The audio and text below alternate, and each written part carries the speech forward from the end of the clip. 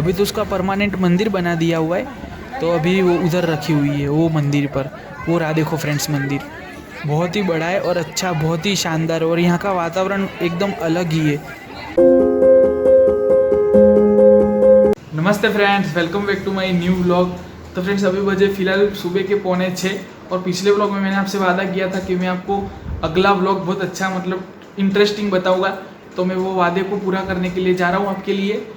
तो अभी मैं फ़िलहाल जा रहा हूँ, मैं और मेरा एक फ्रेंड है, हम दोनों जा रहे हैं गुजरात के प्रसिद्ध तीर्थ क्षेत्र में। डाकोर नाम का एक तीर्थ क्षेत्र है गुजरात के अंदर, यहाँ से अहमदाबाद से लगभग 85 किलोमीटर दूर है, वहाँ पे हम लोग जा रहे हैं। तो फ्रेंड्स जैसे कि आपने सुना होगा कि कृष्ण भगवान को अलग अलग नाम से बुलाया जाता है, जैसे कि माधव, मधुसूदन, गोपाल, गोविंद, ऐसे।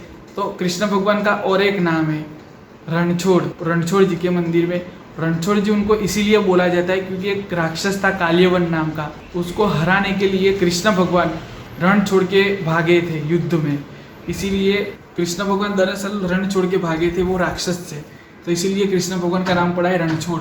और वो इसीलिए भागे थे क्योंकि कृष्ण भगवान की एक चाल थी। वो जो कालियवन नाम का राक्षस था उसको वरदान मिला था शिव जी से कि ये तू कभी पराजय नहीं हो सकता, तू हमेशा युद्ध में अजय ही रहेगा, कभी तुझे कोई पराजय नहीं कर सकता। तो कृष्ण भगवान की एक चाल थी उसको हराने के लिए, इसीलिए वो रण छोड़ के भागे थे। और बस उधर से उनका नाम पड़ा है रणछोड़। राय राय का मतलब होता है राजा और रणछोड़ का मतलब होता है जो मैंने अभी आपको बताया। और दूसरी भी एक मस्त इंटरेस्टिंग कहानी है उसकी, तो अभी मैं आपको सुनाता हूँ। एक भगत थे, हम गुजरात में उनको बोलते हैं बोडाना भगत। तो बोडाना भगत थे, वो हर साल एक बार द्वारका जाते थे। तो वो और उनकी धर्म पत्नी जाते थे बैलगाड़ी में बैठकर द्वारका। यहाँ से गुजरात से डाकोर से द्वारका बहुत अंतर है, द्वारका और इधर का। और फिक्स तो मुझे नहीं पता है कितना अंतर है, पर बहुत अंतर है ये डाकोर से द्वारका। तो हर साल वो बैलगाड़ी में बैठ के जाते थे।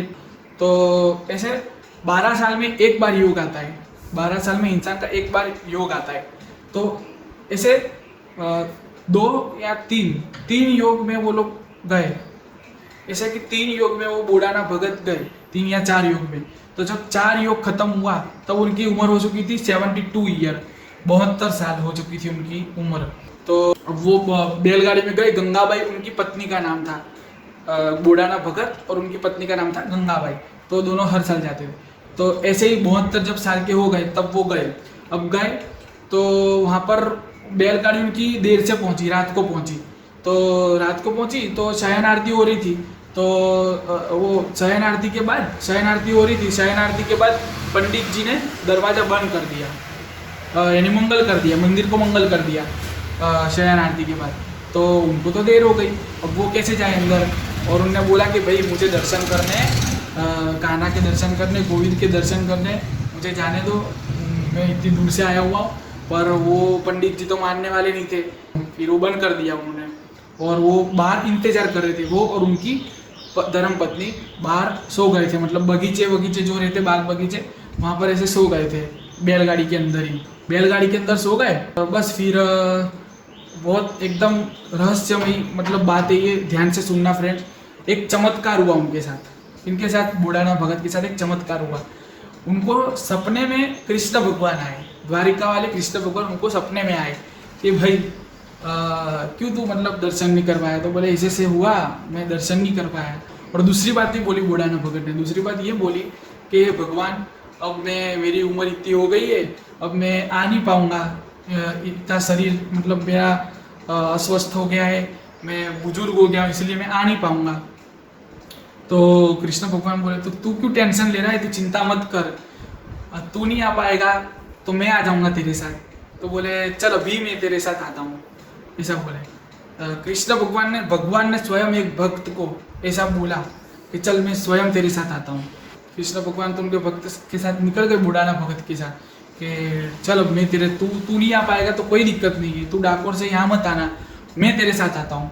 एक भगवान ने ऐसा बोला, यानी भक्ति में इतनी ताकत होती है कि भगवान भी अपने सामने एकदम पिघल जाते हैं, उनका दिल पिघल जाता है अपने सामने।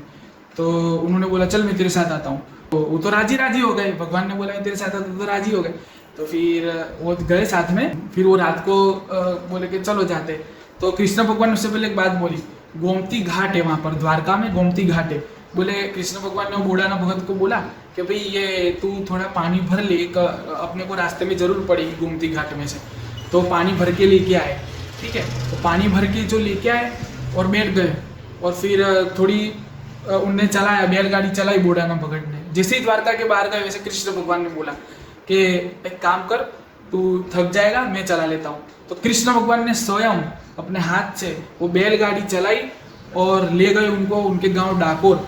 जैसे गए गए गए वो सोए हुए थे, उनको कुछ भी पता नहीं था। बूढ़ाना भगत और उनके धर्मपत्नी गंगाबाई दोनों सोए हुए थे बैलगाड़ी में, और कृष्ण भगवान बैलगाड़ी चला के ले गए।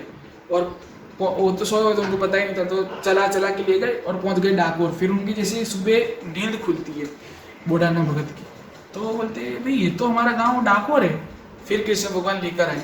फिर वहाँ पे द्वारका में जो रहते गुगड़ी ब्राह्मण, जिसको बोलते गुगड़ी ब्राह्मण, अब गुगड़ी ब्राह्मण ने उधर सुबह देखा तो मूर्ति गायब। अब मूर्ति गायब तो भाई सब सोच में पड़ गए कि भाई ले कौन गया होगा मूर्ति। तो फिर सबने देखा और फिर सबने सोचा कि हाँ वो कल बूढ़ाना भगत आया था, उसको हमने अंदर नहीं आने दिया था, तो शायद उसने कुछ ना करा। तो वो हर साल वहाँ पे धराते थे, थाल धराते थे, तो थाल में धराने में एड्रेस लिखा रहता था उनका। तो एड्रेस देखा कि भाई ये डाकोर से ऐसे, तो 4 से 5 गुगड़ी ब्राह्मण और एक मैजिस्ट्रेट को लेकर गए, वो डाकोर पहुंच गए। डाकोर पहुंच के वो गुगड़ी ब्राह्मण और मैजिस्ट्रेट ने बोला कि भाई तूने मूर्ति चुराई है, मूर्ति वापस दे दे हमको। अब बूढ़ाना भगत, इतने बड़े भगत, वापस तो देते नहीं वो मूर्ति को कृष्ण भगवान की। तो उनने तो बोल दिया, साफ साफ मना कर दिया बूढ़ाना भगत ने साफ साफ मना कर दिया कि मैं नहीं दूंगा मूर्ति, मैं आपको दूंगा ही नहीं मूर्ति। तो मैजिस्ट्रेट ने बोला कि अगर तू मूर्ति नहीं देगा, और वो सुनना फ्रेंड, और वो फ्रेंड्स 1 टन की मूर्ति थी, वो जो मूर्ति थी कृष्ण भगवान की वो 1 टन की मूर्ति थी। तो उन्होंने बोला कि भाई तू मूर्ति दे दे, मूर्ति तुझे नहीं देनी है तो मूर्ति के जितना सोना दे दे, मतलब कि 1 टन सोना दे दे। तो बूढ़ाना भगत ने बोला हाँ ठीक है दे दूंगा मैं। वो राजी हो गए। उनके पास पहनने के लिए कपड़े नहीं, ठीक से कोई सोना नहीं, ज़्यादा कोई पैसे वाले धनवान नहीं थे, तो भी बोला हाँ दे दूंगा मैं सोना, पर मूर्ति नहीं दूंगा। अब बात आई, फिर बात तो भगवान के भगत की थी, इतने बड़े भक्त की थी। तो क्या हुआ कि वहाँ पर एक जो तराजू रहता है ना, बड़ा तराजू आपने देखा होगा, एकदम बड़ा रहता है।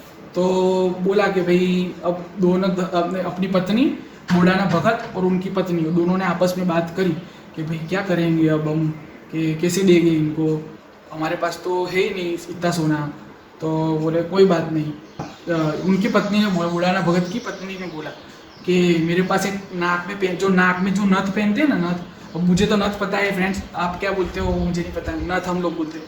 बस वो सोने की नथ निकाल के फिर वो तराजू में रखी, एक साइड वो रखी और एक साइड भगवान कृष्ण की मूर्ति रखी। बहुत आश्चर्य की बात है फ्रेंड्स, ये मानने जैसा ही नहीं है, मतलब मानने में ही नहीं आएगा, पर ये हकीकत बात है एकदम 100%। एक साइड वो नथ रखी और एक साइड भगवान कृष्ण की 1 टन की मूर्ति रखी, मतलब दोनों का लेवल सेम हो गया। जैसे कि 1 टन की मूर्ति है और 1 टन का सोना है, ऐसा होगा तो ही लेवल में आएगा ना फ्रेंड्स। अगर वो हल्का है, वो भारी है तो नहीं आएगा लेवल में। पर वो नथ कहाँ 100 ग्राम के भी नीचे और वो 1 टन की मूर्ति, फिर भी दोनों लेवल में आ गए। तो ये थी भगत बूढ़ाना की शक्ति। ऐसे और भी वहाँ पर मतलब रहस्य है। ऐसा कहते हैं कि जो डाकोर में जो मूर्ति है कृष्ण भगवान की, वो एकदम हकीकत है। कृष्ण भगवान स्वयं चल के डाकोर आ गए थे द्वारका से, तो हकीकत में जो कृष्ण भगवान की मूर्ति है वो यहाँ पर डाकोर में है। तो मैं आपको वो दिखाने वाला हूँ, मेरे वीडियो में बने रहिएगा फ्रेंड्स आप। तो अभी हम लोग अभी देखो फिलहाल बजे 6 बजने आए, वीडियो बनाते 6 बज गई मुझे। तो फिलहाल मेरे फ्रेंड अमित भाई भी आ चुके हैं, जैसे कि देख रहे हो आप फ्रेंड्स। अमित भाई एक्साइटमेंट हो जाने के लिए? बहुत ना। तो चलो चले। हाँ चलो आजा जल्दी। तो फ्रेंड्स अभी ये पेट्रोल पंप पे, बस अभी हमने पेट्रोल डलवा लिया, अभी यहाँ से हम निकलेंगे, यहाँ से सीधा।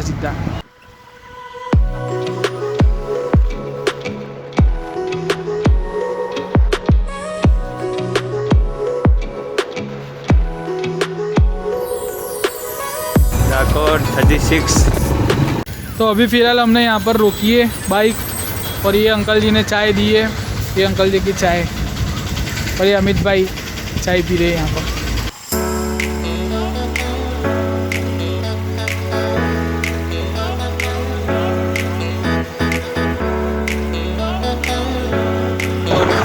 कैसा लग रहा है? बढ़िया लग रहा है। तो प्रवेश द्वार आ चुका है फ्रेंड्स डाकोर जी का। डाकोर में आप सभी का स्वागत है फ्रेंड्स। मंदिर बहुत बड़ा है क्या? मंदिर तो बड़ा है भाई। तो फ्रेंड्स हम लोग आ चुके रणछोड़ जी के नगर में। तो फ्रेंड्स हम लोग आ चुके हैं डाकोर जी के मंदिर में, वो रहा पीछे मंदिर, और अभी फ़िलहाल हम अंदर जाएंगे। बोलते हैं कि यहाँ पे जब आए तब लक्ष्मी माता जी के मंदिर जाना जरूरी है, वरना यहाँ के दर्शन अधूरे रह जाते। तो फ्रेंड्स ये एग्जिट गेट है, अब यहाँ से जाना है लक्ष्मी माता जी के मंदिर। चलो।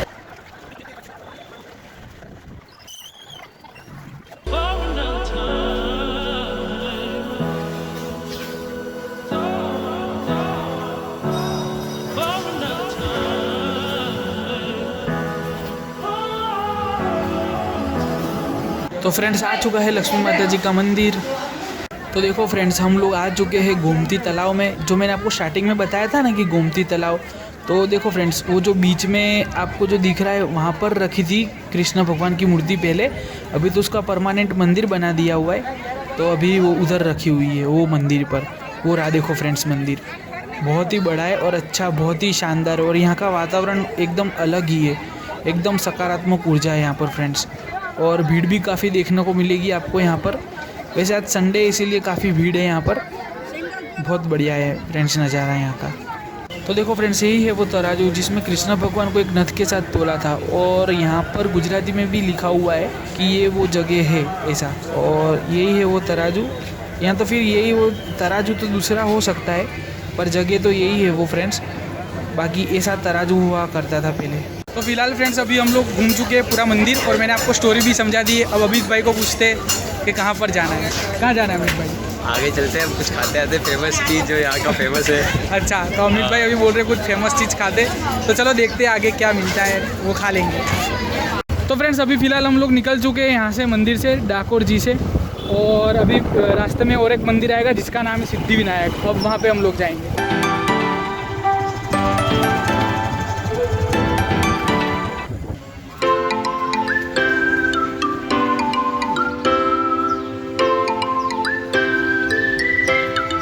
तो फ्रेंड्स हम लोग अंदर तो गए नहीं मंदिर में, क्योंकि लिटरली बहुत लंबी लाइन थी, इसीलिए अभी हम लोग आधे से ही वापस जा रहे हैं लाइन से। थोड़ा दुख तो हो रहा है, पर अब क्या करें, बहुत लंबी लाइन थी, इसीलिए अब जा रहे हैं वापस। तो फिलहाल फ्रेंड्स हम लोग जा रहे हैं ढाबे पर, जा रहे हैं वहाँ पर लंच करेंगे, और फिर वहाँ से लंच करके फिर घर पे जाएंगे। तो देखिए फ्रेंड्स हमारा आ चुका है 56 भोग। अभी मजा आएगा ना भिड़ो।